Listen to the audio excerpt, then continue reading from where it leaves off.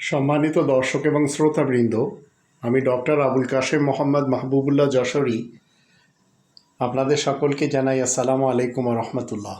আপনারা সবাই জানেন আমি পৃথিবীতে যে পথটি বেছে নিয়েছি সেটি হচ্ছে হালালের পথ। আর আজ আমি যেসব জিনিস বাজার থেকে কিনে নিয়ে আসছি, প্রত্যেক শনিবারে আমার বাসার পাশে হাট বসে, সে হাট থেকে নিরোগী থাকার জন্য এবং সুস্বাস্থ্যে বেঁচে থাকার জন্য যা কিছু করতে হয় সেগুলি আমি করেই চলি। এখানে আপনারা দেখছেন, এখানে আমার সব ধরনের মশলা রয়েছে। এইগুলি সব পাকিস্তানের, কারণ ইন্ডিয়ান আমি খাই না। আর ইন্ডিয়ান যে কোনো জিনিসের সাথে মনে রাখবেন গরুর চেনা মিশানো হয়, এটি বাবা গুরু রামদেব সে স্বীকার করেছে। এখানে রয়েছে হরেক রকমের খাদ্য খাবার, ডাল রয়েছে, আবার মশলাও রয়েছে। আজ আমি যা কিছু কিনে নিয়ে আসছি সেগুলি আমি আপনাদেরকে দেখাবো। এখানে আপনারা দেখতে পাচ্ছেন এইটা হচ্ছে সরিষার শাক, আর এইটা হচ্ছে কি বলে আপনার ধনিয়ার পাতা। এটা আমি এই ব্লেন্ডার মেশিন দিয়ে এগুলি সব ব্লেন্ডার করব। এবং এটা হচ্ছে আমাদের দেশে, আমাদের যশোরে এটাকে বলা হয় মানে এটা এমন একটা কাটা গাছ যেটাকে পাই ফোটে অবশ্য, কিন্তু আমাদের ওখানে এর নাম বলে শিয়াল কাটা, কিন্তু এখানে এটা খাওয়া হয়। আর এটি হচ্ছে পুদিনার পাতা, এগুলি আমি সব এখন ব্লেন্ডার করব। আর এটি হচ্ছে সরিষার শাক, আর এটা হচ্ছে গোয়ামরির মানে গাছ আর কি, যেটি আমি এখন সব ব্লেন্ডার করে এগুলো সব আবার আস্তে আস্তে রেখে দেব। এরপরে আবার কিনেছি কি বলে আপনার গাজর, এরপরে এটা হচ্ছে মালটা, আবার লেবু নিয়ে আসছি। এগুলি আমার এক সপ্তাহের ভিতরে খেয়ে শেষ করে দিতে হবে। এখানে কিছু পেঁয়াজ রয়েছে, আবার মাছ পাকানো আছে, কিন্তু এখন আমি ভাত পাকালাম, দেখতেই পাচ্ছেন পাকিস্তানের বাসমতি চাল। আর এখানে আমি যে জিনিসগুলি পাকাচ্ছি সেটি হলো এর সাথে কপি দিয়েছি, আবার দিয়েছি আমি ভেড়ার মাংস, আলু এবং বড় লম্বা যেটা ভিন দেশে পাওয়া যায় শশা টাইপের। এটা আমার পাক প্রায় শেষ। এখন এগুলি আমাকে খেতে হবে আস্তে আস্তে, খেয়ে আমার এক সপ্তাহ কাটিয়ে দিতে হবে। আর এর ভিতরে আমার মাছ এবং মাংস কিছু রাখা আছে, যদিও নিচের ফ্রিজের আমি কিছু খেতে চাই না। এখানে সামান্য কিছু জিনিস রয়েছে খাবারের। আল্লাহ তাআলা শান্তির পৃথিবী তৈরি করেছেন, সেখানে আমাদের সকলের জন্য তৈরি করেছেন হালালের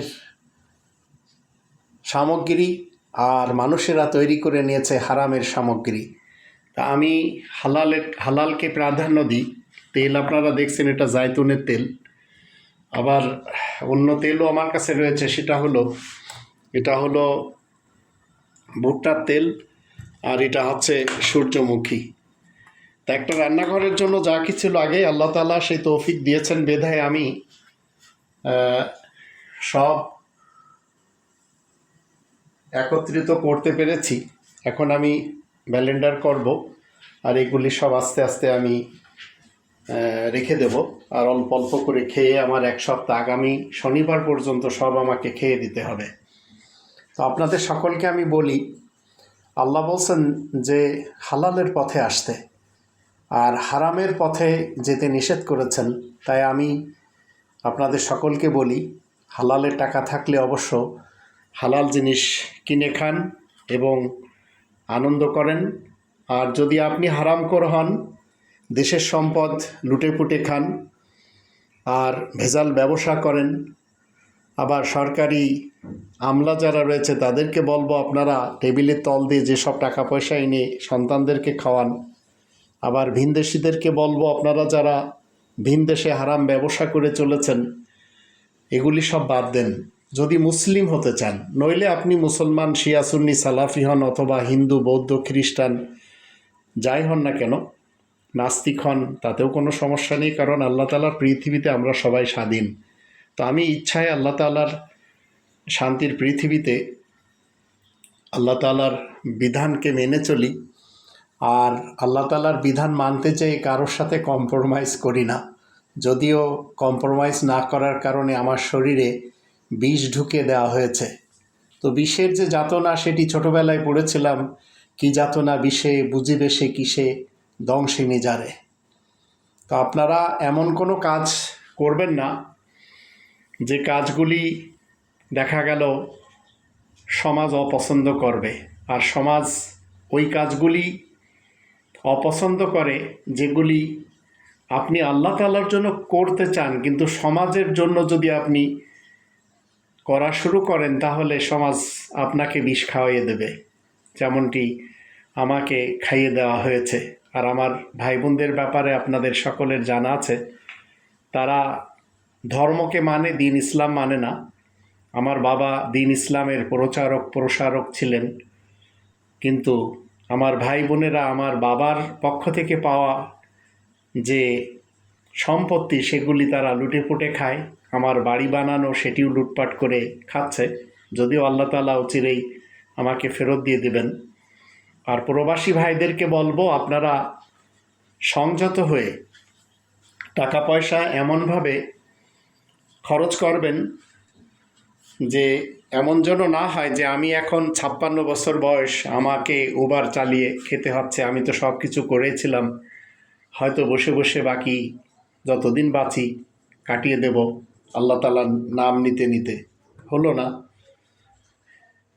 এরপরেও এই চিকিৎসাগুলি চালিয়ে যাচ্ছি। করোনাও আমার হয়েছিল, কিন্তু আল্লাহ তাআলা রক্ষা করেছেন। তো আপনারা সবাই চেষ্টা করবেন আল্লাহ তাআলার বিধিবিধান মেনে জীবন কাটানোর। আর 2 নম্বর সূরা আল বাকারার 172 নম্বর আয়াত মতে হালালের পথে থাকবেন।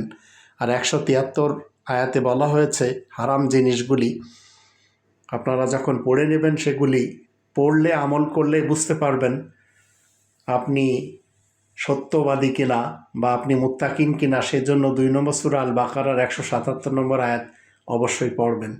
আল্লাহ আমাদের সবাইকে তৌফিক দান করুন, আমরা যেন আমাদের সুস্বাস্থ্য টিকিয়ে রাখার জন্য সর্বপ্রকারের হালাল সামগ্রী খাওয়া শুরু করি।